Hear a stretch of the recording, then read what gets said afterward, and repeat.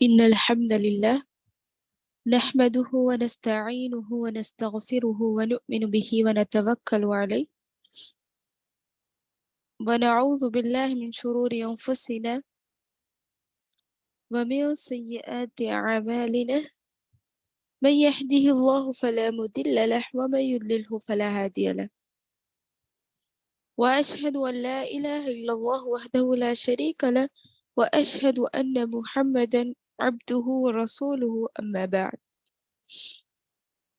فإن خير الحديث كتاب الله وخير الهدي هدي محمد صلى الله عليه وسلم وشر الأمور محدثاتها وكل محدثة بدعة وكل بدعة ضلالة وكل ضلالة في النار. فقال الله تعالى في القرآن المجيد وفي الفرقان الحميد فأعوذ بالله من الشيطان الرجيم بسم الله الرحمن الرحيم إنا نحن نزلنا الذكر وإنا له لحافظون. وقال النبي صلى الله عليه وسلم اقرأوا القرآن فإنه يأتي يوم القيامة شفيعا لأصحابه. وقال النبي صلى الله عليه وسلم في موضع آخر خيركم من تعلم القرآن وعلمه. میری پیاری بہنوں، میں تہ دل سے آپ سبھی کا اس تجوید کورس میں استقبال کرتی ہوں. السلام علیکم ورحمۃ اللہ وبرکاتہ. تمام تعریفیں اللہ وحدہ لا شریک، خالق کائنات، مالک ارض و سما کے لیے لائق و سزاوار ہے، جس نے ہم کو بے شمار بے شبہ نعمتوں کے ساتھ نوازا ہے. ان بڑی نعمتوں میں سے سب سے بڑی نعمت اللہ تعالیٰ نے ہم کو قرآن مجید دیا، جسے پڑھ کر ہم فضائل حاصل کر سکتے ہیں، جس کو پڑھ کر ہم نیکیاں حاصل کر سکتے ہیں اور جس کی معلومات حاصل کر کر ہم اپنی زندگیوں کو بدل سکتے ہیں. تو آئیے انشاءاللہ ہم قرآن کی تلاوت کیسے کرنا ہے، اس کی تجوید کیا ہے، اس کے مخارج کیا ہے اور اس کے قواعد کیا ہے، کس طریقے سے نبی صلی اللہ علیہ وسلم نے قرآن کو پڑھا تھا اور پڑھنے کا ہم کو حکم دیا تھا، یہ تمام چیزیں جانیں گے. اللہ تعالیٰ سے دعا گو ہوں کہ اللہم ارنا الحق حقا وارزقنا اتباعہ وارنا الباطل باطلا وارزقنا اجتنابہ. اللہ تعالیٰ کو حق بات آپ کے سامنے کہنے، ہم سبوں کو اس پر عمل کرنے کی توفیق عطا فرمائے اور باطل سے ہم سب کی حفاظت فرمائے، آمین. بعدہ درود و سلام نازل ہو اللہ کے بھیجے گئے سبھی انبیاء اکرام پر، بالخصوص اپنے آقای نبی محمد صلی اللہ علیہ وسلم پر، جن کی محنتوں اور مشقتوں سے ہم تک یہ دین پہنچا. پڑھتی ہوں میں درود، آپ بھی پڑھیے درود. اللہم صلی علی محمد وعلی آل محمد کما صلیت علی ابراہیم وعلی آل ابراہیم انک حمید مجید. اللہم بارک علی محمد وعلی آل محمد كما باركت على إبراهيم وعلى آل إبراهيم إنك حميد مجيد.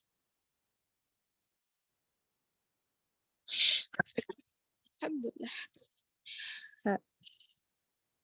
تو سب سے پہلے ہم علم تجوید حاصل کرنے سے پہلے قرآن مجید کو پڑھنے والے کے فضائل معلوم کریں گے. سب سے پہلی چیز تو یہ ہے جو میں نے خطبہ مسنونہ میں آپ کے سامنے آیت کریمہ کی تلاوت کی. اعوذ باللہ من الشیطان الرجیم بسم اللہ الرحمن الرحیم انا نحن نزلنا الذکر وانا له لحافظون. اللہ تعالیٰ نے کیا فرمایا کہ میں نے اس قرآن کو نازل کیا اور میں ہی اس کی حفاظت کروں گا. تو قیامت کی صبح تک، قیامت کے دن تک، جب تک یہ دنیا قائم ہے، تب تک قرآن کی حفاظت اللہ رب العزت کرے گا. جبکہ پہلے کی امتوں میں جو اللہ تعالیٰ نے قرآن کے علاوہ جو بھی آسمانی کتابیں نازل کی،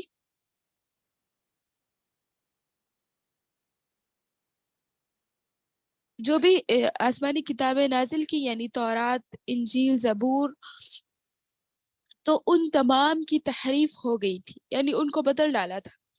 لیکن قرآن کی اللہ تعالیٰ نے ذمہ داری اٹھائی ہے اور کہا ہے کہ قرآن کا ایک حرف یا اس کا زبر زیر پیش کوئی بدلنے والا نہیں ہے جب تک قیامت نہ آ جائے. تو یہ سب سے بڑا ہمارے لیے معجزہ ہے رب العزت کی طرف سے کہ قرآن کبھی نہیں بدلے گا، اس کا زبر زیر پیش کوئی بدل نہیں سکتا، کسی میں ہمت نہیں ہے، بلکہ اللہ نے اس کی حفاظت کی ذمہ داری اٹھائی ہے. آگے قرآن کریم پڑھنے والے کے فضیلت نبی کریم صلی اللہ علیہ وسلم کی سنت سے دیکھیں گے. راوی حدیث حضرت عائشہ رضی اللہ عنہا ہے، فرماتی ہے حضور صلی اللہ علیہ وسلم کا ارشاد ہے کہ قرآن کا ماہر، یعنی قرآن کو اچھے انداز میں پڑھنے والا، قرآن کا ماہر شخص، قرآن کا ماہر شخص جو قرآن کو اچھے انداز میں پڑھتا ہے، اس کی فضیلت کیا ہے کہ وہ اللہ کے نبی صلی اللہ علیہ وسلم نے فرمایا کہ ماہر کیا ہوگا، ملائکہ کے ساتھ ہے، یعنی فرشتوں کے ساتھ اس کا شمار کیا جائے گا.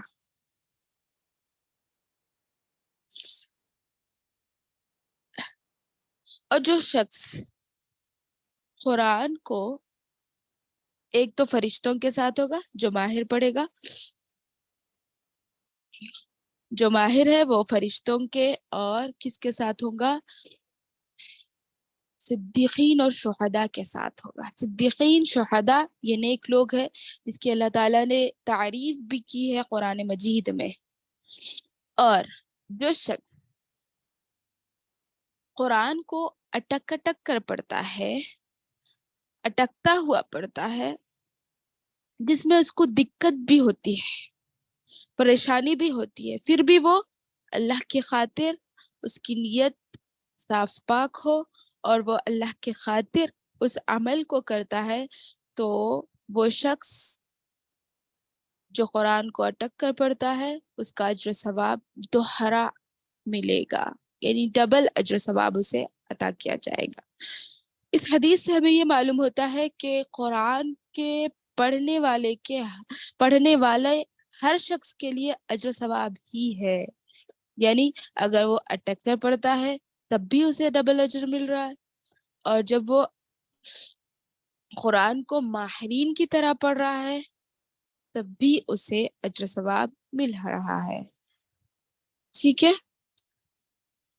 تو لہٰذا ہمیں چاہیے کہ ہم قرآن مجید کیا کریں، کسی بھی حال پڑھنے کی کوشش کریں.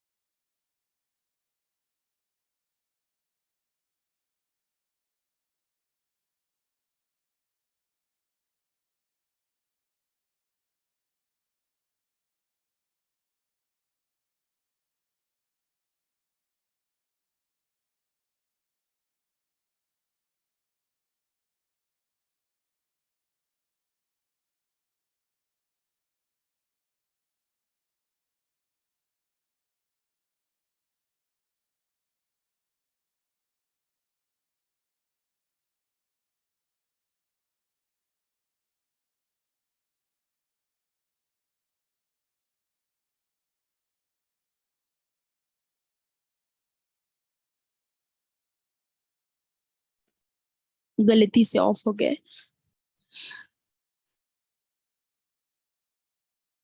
جی الحمدللہ. تو دیکھیں کیا کہہ رہے تھے آپ کہ علی رضی اللہ عنہ کا فرمان ہے، کہتے ہیں جو شخص نے نماز میں کھڑے ہو کر قرآن کی تلاوت کی، قرآن پاک کو پڑھا، اللہ کے کلام کو پڑھا، اس کے ہر حرف پر 100 نیکیاں ملے گی. اور جس نے نماز میں قرآن بیٹھ کر پڑھا اس کے لیے 50 نیکیاں ہے. اور جس نے بغیر نماز کے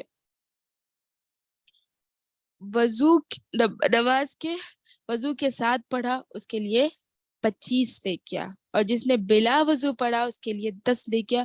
اور جو شخص پڑھنے والے کی طرف کان لگا کر سنا اس کے لیے ہر حرف کے بدلے 1 نیکی ہے. اللہ اکبر. دیکھیے نیک اعمال اللہ رب العزت نے ہمارے لیے رکھ دیا ہے، بس ہمیں ضرورت ہے اسے سمجھنے کی، اس کے پیچھے اچھی نیت رکھنے کی. کیونکہ بخاری رحم اللہ علیہ اپنی کتاب میں سب سے پہلی حدیث لکھتے ہیں انما الاعمال بالنیات، ہر عمل کا دار و مدار نیت پر ہے. آپ نماز تو پڑھتے ہی ہوں گے، وضو باوضو ہو کر پڑھتے ہی ہوں گے، اور ٹھہر کر بھی پڑھتے ہوں گے. تو دیکھیے اس حدیث کے مطابق اگر میں اور آپ یہ نیت کر لیں کہ مجھے کھڑے ہو کر نماز پڑھنا ہے اور مجھے اس کے بدلے ہر حرف پہ جو میں قرآن کی تلاوت نماز میں کروں گی تو اس کے ہر حرف پر مجھے 100 نیکیاں ملے گی، تو ضرور ملے گی. اس کے ساتھ ساتھ اگر بیٹھ کر پڑھ رہے ہیں، آپ کی کوئی پرابلم ہے، آپ بیٹھ کر پڑھ رہے ہیں، تو آپ وضو کرتے ہیں، نماز پڑھتے ہیں، بیٹھ کر پڑھ رہے ہیں، 50 نیکیاں مل گئی.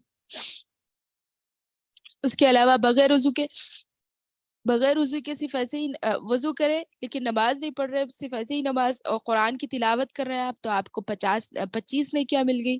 اور بلا وضو پڑھ رہے ہیں 10 نیکیاں مل گئی.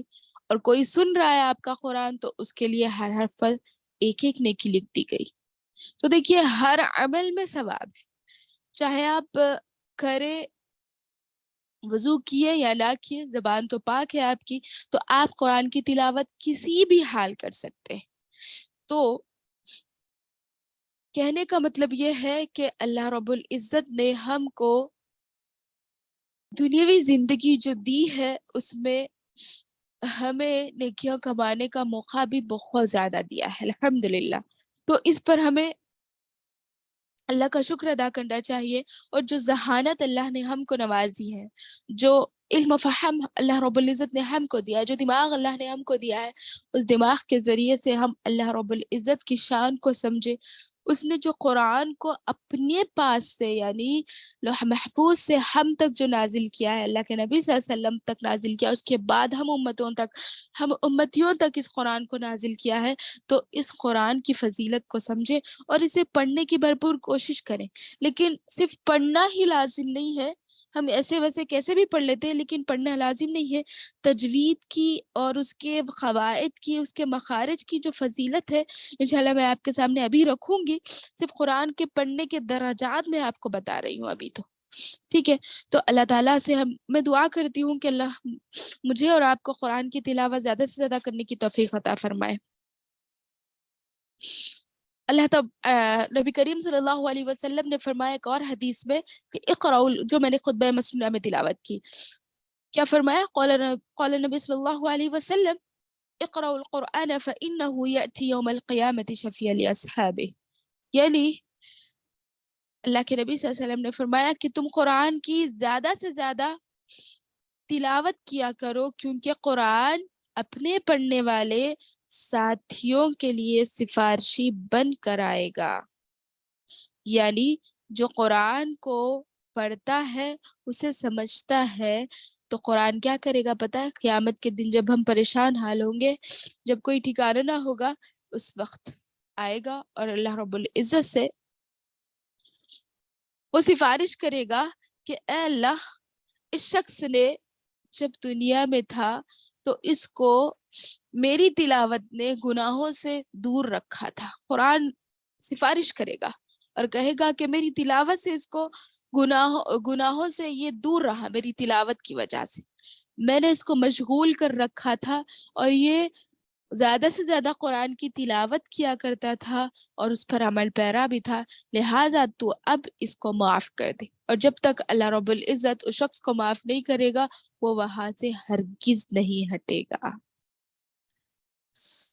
تو لہٰذا ہمیں بھی ایسے کچھ اعمال کرنے چاہیے جس کی وجہ سے ہم عذاب قبر سے، قیامت کے دن کی مشکلات سے، اور ان مشکل گھڑیوں میں ہمیں نیک اعمال کو اکٹھا کر کر لے جانا ہے، تاکہ ہم ان ساعتوں میں، ان وقتوں میں اللہ رب العزت کے معافی کے طلبگار رہیں انشاءاللہ۔ اور تجوید، جب تلاوت تجوید کے خلاف ہو تو وہ قرآن نہ ہوگا۔ غور سے سنیں، اگر تجوید کسے کہتے ہیں؟ سب سے پہلے اس لحن اور اس طریقے سے پڑھنا جو کہ محمد صلی اللہ علیہ وسلم نے ہم کو بتایا ہے، ہم کو سکھایا ہے، اور قرآن جب لوح محفوظ سے محمد صلی اللہ علیہ وسلم تک نازل ہوا، جو کہ جبرائیل علیہ السلام لے کر نازل ہوئے، تو اس وقت بھی قرآن تجوید کے ساتھ نازل ہوا، لیکن ہم نے اس کے لحن کو، اس کی تجوید کو اور اس کے معنی و مخارج کو بدل ڈالا اپنے طریقوں سے۔ تو ایک دفعہ آپ صلی اللہ علیہ وسلم، آپ رحمہ اللہ علیہ نے فتویٰ دیا، اگر کوئی معلم قرآن تجوید کے ساتھ قرآن نہ پڑھائے تو کیا وہ تنخواہ پانے کا مستحق ہے؟ آپ نے فرمایا کہ اس کے تنخواہ لینے کا کوئی حق نہیں۔ ٹھیک ہے، تو مطلب اللہ کے نبی صلی اللہ علیہ وسلم نے فرمایا کہ جو شخص تجوید کے ساتھ قرآن نہیں پڑھتا وہ گنہگار ہوگا، یعنی قرآن شریف کو تجوید کے ساتھ پڑھنا ضروری ہے۔ جس شخص نے قرآن مجید کو تجوید کے ساتھ نہ پڑھا وہ گنہگار ہے۔ اس سے صاف معلوم ہوا کہ تجوید کا ترک، یعنی تجوید کو چھوڑ دینا حرام ہے، کیونکہ حرام وہ فعل ہے جس کے کرنے پر عذاب اور اس کے ترک پر ثواب ہوتا ہے۔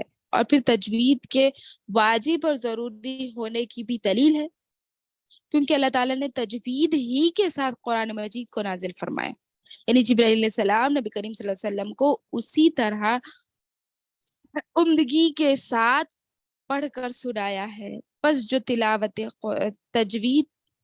تلاوت یعنی قرآن کی تلاوت تجوید کے خلاف ہوگی وہ قرآن کی تلاوت نہ ہوگی، کیونکہ قرآن تو تجوید ہی کے ساتھ اترا ہے، اور ہمارے جو شیوخ سے ہمیں اس طرح تجوید ہی کے ساتھ پڑھنا چاہیے۔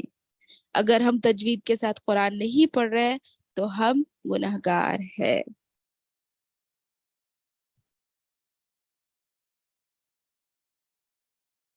نماز میں بھی تجوید ہونا فرض ہے اور نماز کے علاوہ بھی تجوید ہونا فرض ہے۔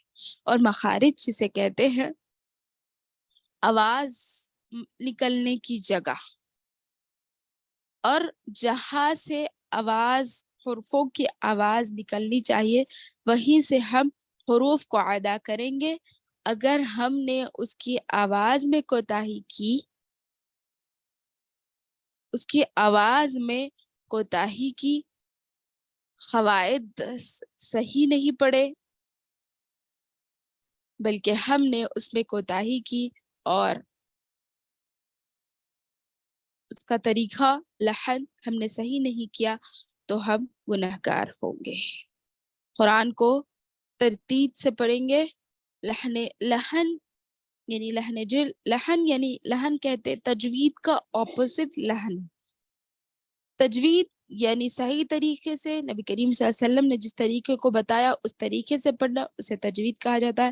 لحن کہتے ہیں اس کے علاوہ سے پڑھنا، جیسے قاف ہے، قاف کا مخرج زبان کا آخری حصہ اوپر کے تالو کو لگنے سے قاف ادا ہوتا ہے، تو یہ چھوڑ کر اگر ہم نے خاف پڑھ لیا، کاف پڑھ لیا یا کوئی اور پڑھ لیا تو اس کا معنی بدل جاتا ہے، اور ہم بدلنے کی وجہ سے گنہگار ثابت ہوں گے۔ دیکھیے، ایک شخص قرآن پڑھتا بھی ہے اور گناہگار بھی ہوتا ہے، تو یہ کتنی سنگین بات ہوئی۔ ہم تو قرآن بھی پڑھ رہے ہیں لیکن اس کے باوجود ہم گناہ کے مستحق بھی ہو رہے ہیں، یہ کیا بات ہوئی؟ وجہ یہی ہے کہ ہم نے قرآن کو صحیح انداز میں نہیں پڑھا. جس طریقے سے نبی کریم صلی اللہ علیہ وسلم نے ہم کو پڑھنے کے لیے کہا ہم نے اس طریقے سے نہیں پڑھا. سے قلب ہے، قلب کہتے ہیں دل کو، اور اگر ہم نے قلب پڑھ لیا اس کا معنی ہے کتا. دیکھیے کتنا فرق ہو گیا. قلب، قاف سے قلب اگر پڑھیں گے تو دل ہے، اور اگر آپ نے قاف کو بدل کر کاف سے پڑھا قلب تو یہ کتا ہو گیا. نعوذ باللہ. دیکھیے دعا ہے یا مقلب القلوب ثبت قلبی علی دینک. اگر آپ اس کے علاوہ پڑھیں گے یا مقلب القلوب ثبت قلبی علی دینک، کیا معنی ہو جائے گا؟ اے دلوں کے پھیرنے والے. اصل میں اس کا معنی کیا؟ قلب سے اے دلوں کے پھیرنے والے تو میرے دل کو اپنے دین کی طرف پھیر لے. اے کتوں کو معنی کیا ہو جائے گا؟ نعوذ باللہ. اگر آپ نے قلب پڑھ لیا تو کیا معنی ہو جائے گا؟ اے کتوں کو پھیرنے والے میرے کتے کو تیرے دین کی طرف پھیر دے. استغفر اللہ. ایسے سنگین جرم ہم کر بیٹھتے ہیں معلوم نہ ہونے کی وجہ سے. اس لیے علم کا حاصل کرنا ہر مسلمان مرد اور عورت پر فرض اللہ رب العزت نے کیا ہے. اللہ کے نبی صلی اللہ علیہ وسلم نے کیا فرمایا؟ طلب العلم فریضۃ علی کل مسلم و مسلمہ. ہر مسلمان مرد اور عورت پر علم کا حاصل کرنا فرض ہے. تو علم جب تک ہم حاصل نہیں کریں گے ہم کو یہ باریک بینی، یعنی جسے ہم کہتے ہیں باریک تجوید میں جو باریکیاں ہیں ہمیں پتہ نہیں چلے گی، اور ہم کہیں نہ کہیں گناہ گار ثابت ہوں گے. اور جب تک ہمیں معلوم نہیں ہے اللہ رب العزت ہم کو معاف کرنے کے لیے بھی تیار ہے. لیکن تجوید کے جو فوائد ہے اگر آپ نے بغیر تجوید کے پڑھا، جو فضائل میں نے آپ کے سامنے آج بیان کیے کہ قرآن کے ماہرین کے لیے یہ ثواب ہے، اٹک اٹک کر پڑھنے والے کے لیے یہ ثواب ہے، یا پھر قرآن نماز میں پڑھنے والے کے لیے ثواب، ٹہر کر پڑھنے والے کے لیے، بیٹھ کر پڑھنے والے کے لیے، صرف تلاوت کرنے والے کے لیے، پھر باوضو تلاوت کرنے والے کے لیے، اور بے وضو تلاوت کرنے والے کے لیے، صرف سننے والے کے لیے بھی جو فوائد ہے، اگر نعوذ باللہ وہ بغیر تجوید کے، بغیر لحن کا خیال نہ رکھتے ہوئے، بغیر تجوید کے اور مخارج کے بغیر پڑھتا ہے تو اس کے لیے کیا ہوگا؟ اس کے لیے کیا ہوگا؟ عذاب ہوگا. وہ کس کا مستحق نہ ہوگا؟ وہ کس کا مستحق نہ ہوگا؟ ثواب کا مستحق نہ ہوگا، بلکہ اس کا پڑھنا اس کے لیے وبال ہوگا. اللہ ہم سب کی حفاظت کرے اور ہمیں صحیح طریقے سے پڑھنے کی توفیق عطا فرمائے، اور جو بھی طریقہ ہم اختیار کرے اللہ رب العزت اس سے راضی ہو جائے، اور ہمیں ہمارے وہ اعمال نیک اعمال میں شامل ہو جائے جو بھی ہم کر رہے ہیں. اللہ ہمیں تجوید کے ساتھ قرآن پڑھنا نصیب کرے، اور مخارج قواعد کے ساتھ ہمیں قرآن پڑھنا نصیب کرے انشاءاللہ.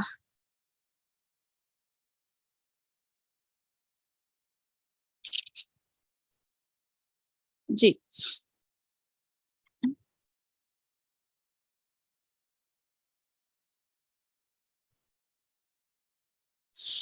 اور انشاءاللہ تجوید کے اور جو رولز ہے، آج صرف انٹروڈکشن کلاس تھی اس لیے میں اور زیادہ کچھ نہیں لوں گی انشاءاللہ. تو ایک منٹ.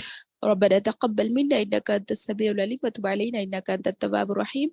سبحان ربك رب العزة عما يصفون وسلام على المرسلين والحمد لله رب العالمين.